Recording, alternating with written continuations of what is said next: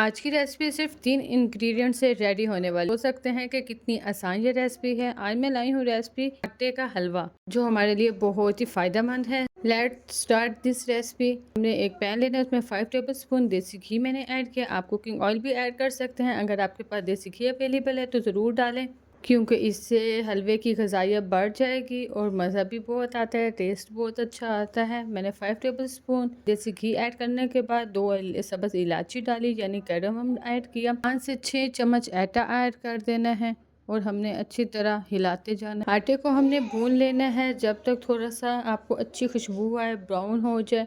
तो आपने 5 से 10 मिनट्स तक भून लेना है।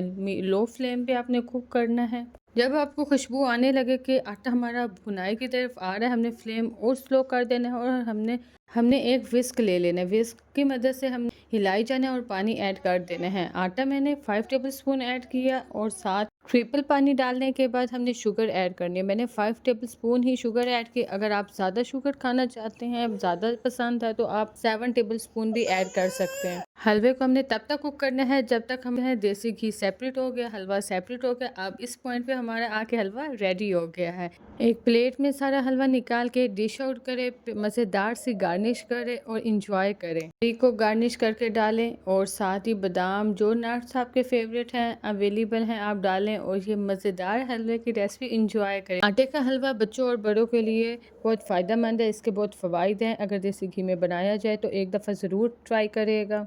उम्मीद है रेसिपी बहुत पसंद आई होगी। रेसिपी मिलेंगे एक नई वीडियो के साथ। अल्लाह हाफिज़।